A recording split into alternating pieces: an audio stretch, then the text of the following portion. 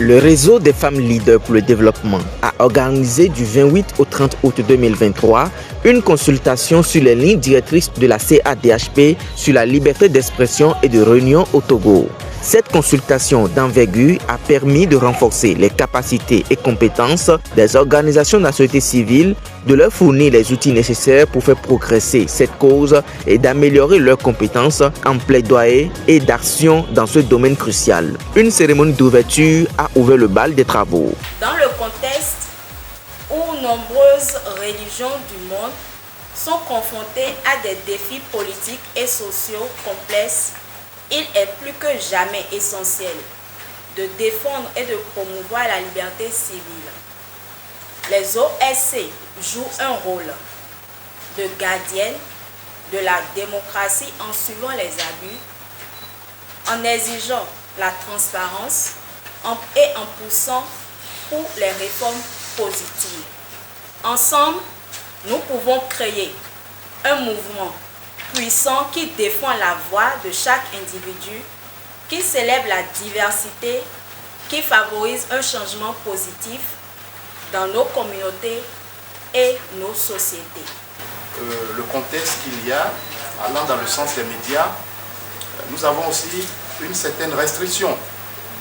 Aujourd'hui, on est journaliste, mais quand on se retrouve sur les réseaux sociaux pour parler journaliste et qu'on fait une diffamation, on n'est plus considéré que journaliste. C'est le code pénal qui nous est appliqué. J'espère que nous aborderons ces sujets et que nous aurons l'occasion de trouver des approches de solutions, quoiqu'il y a déjà des actions qui se font sur le terrain et qui peuvent permettre de réduire un tant soit peu ces différentes situations auxquelles sont confrontées les organisations de défense des droits de l'homme ici au niveau du Togo. Sur ce, je vais utiliser la formule des autorités. Permettez-moi que je déclare ouvert donc notre rencontre, consultation sur le plaidoyer pour la mobilisation des OSC et les militants de base afin de renforcer la liberté d'association et de réunion en mettant l'accent sur les lignes directrices de la Commission africaine des droits de l'homme et des peuples sur la liberté de réunion et d'association. Je vous remercie pour votre aimable attention. Plusieurs communications sur différentes thématiques ont renforcé les capacités des participants. On parlait des contenus, du contenu des lignes directrices. On a les principes fondamentaux, la limitation légale et la responsabilité des États ainsi que la société civile et médias. Donc c'est de ces 4 éléments que parlent les lignes directrices. Pour ce qui concerne les principes fondamentaux, on a la réunion, y compris la non-discrimination, la liberté de former des organisations, ce que nous sommes en train de faire. Et naturellement, identifiant les critères.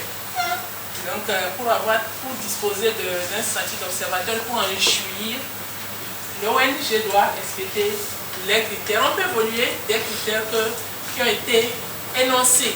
Et donc, les critères en petit 1, vous verrez qu'il s'agit de présenter une requête documentée. On dit de fournir une demande écrite au secrétariat indiquant ses intentions. Votre intention dans cette demande, dans cette requête, c'est quelle est l'intention qu'il faut manifester dans la lettre que vous adressez? Oui, mais le statut d'observateur. Exactement. Vous adressez la lettre parce que vous voulez avoir le statut d'observateur. Priver les gens de leurs droits fondamentaux revient à contester leur humanité même. Or, en Afrique de l'Ouest, ce que nous constatons ici, c'est l'espace civil qui est restreint. On essaie toujours d'aller dans le sens pour pouvoir vous priver des droits fondamentaux, au moins 3 droits fondamentaux dont vous aurez besoin nécessairement pour vivre en tant que citoyen légal. Donc c'est à partir de 1990 que nous avons connu donc ce que c'est que la démocratie au Bénin. Ce régime gagne d'un état de droit et celui par excellence qui opte le pouvoir au peuple et pour le peuple, où les libertés des uns et des autres sont protégées et garanties. La presse, c'est une entité des médias. la presse c'est un appui que de penser que lorsque les journalistes sont quelque part, on dit la presse est là. On peut dire les médias sont là, mais on ne peut pas dire la presse est là. Parce que la presse, c'est une seule entité des médias qu'on appelle la presse. C'est la presse écrite. Parce que ce qu'on appelle presse, c'est juste la presse écrite. Et le nom vient de quoi? De l'imprimerie qui est une presse. La presse, c'est papier et ça laisse une tache. C'est pour ça qu'on l'appelle presse. Oui, mais c'est des problèmes de droits de l'homme. Parce que vos impôts servent à ça. Nos impôts servent à ça. On ne peut pas appeler les sapeurs-pompiers et c'est la population qui finit d'éteindre d'abord avant qu'ils ne viennent. Alors qu'il y a des bouches d'incendie partout qu'ils installent et ils nous prennent ils prélèvent sur nos factures. Pour ça, l'éclairage public, on prélève sur nos factures. Qui revendique ça? Si en temps, je sens que mes droits sont violés dans le centre de santé, qu'est-ce que je dois faire? Où est-ce que je peux aller? Parce que tout à l'heure a dit, ces genre de choses, les radios aussi peuvent communiquer pour que le citoyen puisse savoir si dans telle situation mes droits sont brimés, où est-ce que je peux aller? Animer des émissions pour faire la promotion des plateformes comme ça qui existent, des structures comme ça qui existent, ou bien des lois qui existent dans le pays qui permettent aux citoyens de savoir comment faire. Même si c'est la Cour constitutionnelle, tout ça, le citoyen doit savoir quelle procédure doit communiquer. Si on a une relation aux juristes dans le milieu, on peut travailler avec eux, ils peuvent venir chaque fois animer des émissions. Parce que les citoyens ne sont pas informés. C'est pourquoi quand on ne sait plus où aller, ou bien on se dit bon, je laisse tomber. Parce que si le citoyen a l'information, et le citoyen sait que même nos mamans, nos papas qui ne sont pas allés à l'école, et ça que ça, c'est mon droit. Quand ils vont quelque part, où ils sont laissés là, ils réalisent, ils vont commencer par faire du bruit là jusqu'à ce que quelqu'un va venir. Et si la société arrive à corrompre l'homme, l'homme est capable d'interagir avec cette société-là et l'homme est capable en retour de corrompre ou bien d'impacter positivement cette société-là. Ce que nous vivons, c'est le résultat d'un ensemble de comportements qu'on va attribuer à chacun individuellement. Ensemble, nous formons une société. Donc c'est l'ensemble des comportements que chacun de nous a fait. Nous ne pouvons pas prétendre défendre les droits humains tout en acceptant certaines violations au détriment d'autres. Il n'y a aucune violation du droit que nous devrions accepter. Et c'est pourquoi nous devons travailler à connaître nos droits en tant qu'individus dans la société, vivant dans une cité, nos droits, nos obligations. Apprendre à travailler, à connaître les tests de loi au fur et à mesure que ces tests-là sont prises.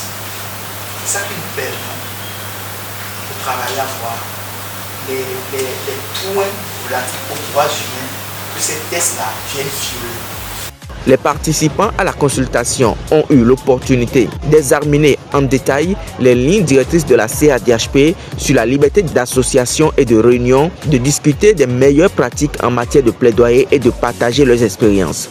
Nous recommandons de renforcer les compétences des OSC, des médias et autres acteurs sociaux sur les tests et les mécanismes du CADHP afin de mieux les outiller pour mener à bien cette lutte pour la promotion des droits de l'homme. On a parlé également de travailler en collaboration avec les médias. Nous avons également souligné la sensibilisation des OSC sur les licences du statut d'observateur au niveau de la Commission africaine. Et à l'endroit des OSC, on les encourage à former et informer les communautés sur les droits fondamentaux. Nous proposons également de mobiliser, de former et d'instituer des points focaux au niveau communautaire, c'est-à-dire entre des artisans eux-mêmes, entre des membres d'une même institution, que ce soit étatique ou privée. Les sessions de formation et les ateliers ont permis aux participants d'acquérir de nouvelles compétences et de renforcer leur réseau. L'équipe du RFLD, dirigée par des experts tels que John Benayon, administrateur des droits de l'homme, et Marlène Sagboran, directrice de la politique, a joué un rôle prépondérant dans la réussite de cet événement. Leur dévouement envers la cause des droits de l'homme et de la société civile a été salué par tous les participants. C'est vrai, nous venons alors de passer 2 jours de formation ici à Lomé. Et ces 2 jours de formation, je pense quand même que c'est des rencontres très riches. Des rencontres très riches, surtout en renforcement de capacité en matière, surtout alors de ce qui concerne les droits de l'homme. Aujourd'hui, c'est vrai, quand vous voyez notre espace civique, vous verrez tout simplement que c'est un espace qui est totalement restreint par rapport à un certain nombre alors de dérapages qu'on constate aujourd'hui dans notre société. Vous voyez, dans beaucoup de pays aujourd'hui, vous verrez tout simplement que cet espace civique est restreint par rapport au fait qu'il y a les journalistes qui sont embastillés, ou des journalistes sont aujourd'hui emprisonnés sur un certain nombre alors de prétextes qu'on organise. Il y a la loi qui est totalement rétrécie sur un certain nombre de choses. Et non seulement les journalistes, mais il y a aussi les défenseurs des droits de l'homme, qui subissent aussi ces coups de la loi, et des lois qui sont peut-être taillées sur mesure. C'est ce que nous sommes en train de constater aujourd'hui dans notre société, ce qui fait que cet espace civique est totalement restreint. Alors aujourd'hui, nous avons appris beaucoup de choses, ou du moins au cours de cette rencontre, nous avons appris beaucoup de choses où nous avons compris qu'il nous est très important, nous d'abord en tant que journalistes, de s'armer, et surtout avec les défenseurs des droits de l'homme, pour que du moins le combat soit mieux fait. Merci au réseau des femmes leaders pour le développement qui a favorisé notre édification sur les différentes thématiques abordées lors des deux jours de formation partenaires, à savoir ROAD. C'est vraiment là une belle opportunité qui nous a été offerte en nous associant aux activités des organisations de la société civile et des défenseurs des droits de l'homme quant à la question de la promotion et de la protection de ces droits-là.